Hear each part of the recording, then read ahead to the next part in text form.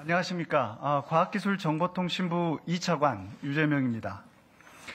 지금부터 SK텔레콤 침해 사고에 대한 최종 조사 결과를 말씀드리겠습니다. 정부는 이번 SK텔레콤 침해 사고가 많은 국민께 불편과 불안을 초래한 만큼 엄정하고 철저한 조사와 투명한 공개를 원칙으로 지난 2달간 민관 합동조사단을 운영하였습니다.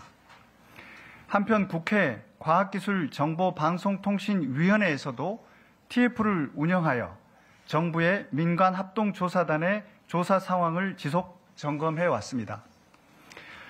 먼저 SK텔레콤 침해 사고 원인 분석 및 재발 방지 대책을 말씀드리겠습니다. 지난 4월 18일 23시 20분 SK텔레콤은 침해 사고를 인지하고 한국인터넷진흥원에 4월 20일 16시 46분 침해 사고를 신고하였습니다. 이는 사고 인지 시점부터 24시간 이내에 신고를 해야 하는 정보통신망법을 위반한 것으로 3천만 원 이하 과태료 부과 대상입니다.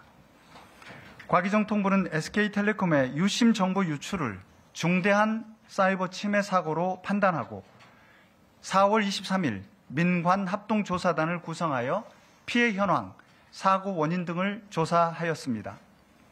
먼저 조사 방식에 대해 말씀드리겠습니다. 조사단은 이번 SK텔레콤 침해 사고가 국내 1위 이동통신사의 침해 사고인 점, 유심 정보 유출로 인한 휴대폰 부정 사용 등 국민 우려가 커진 점, 공격 악성 코드인 BPF 도어의 은닉성 등을 고려하여 SK텔레콤 전체 서버 42,605대를 대상으로 총 6차례에 걸쳐 BPF 도어 및 타 악성 코드 감염 여부에 대해 4월 23일부터 6월 27일까지 강도 높은 조사를 진행하였습니다.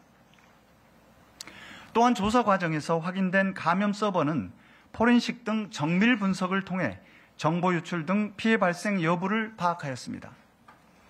다음으로 감염 서버 및 정보 유출 규모에 대해 말씀드리겠습니다.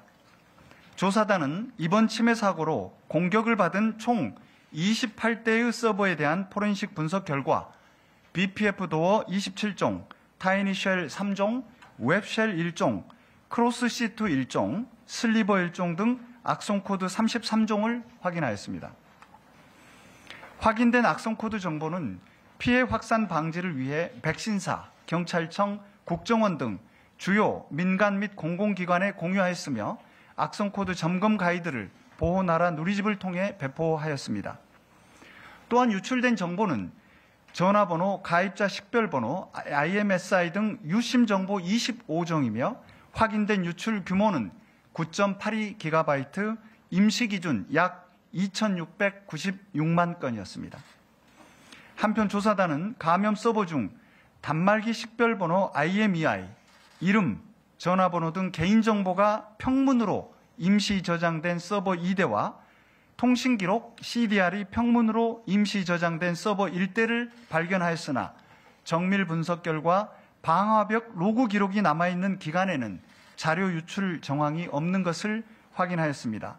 다만 악성 코드가 감염된 시점부터 방화벽 기록이 남아있지 않은 기간에는 정보 유출 여부를 확인할 수 없었습니다.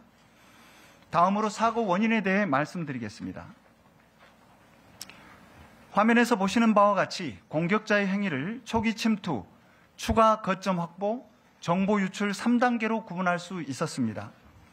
먼저 초기 침투 단계에서 공격자는 외부 인터넷 연결 접점이 있는 시스템 관리망 내 서버 A에 접속한 후 21년 8월 6일 타 서버에 침투하기 위해 원격 제어 등의 기능이 포함된 크로스시트라는 악성 코드를 설치하였습니다.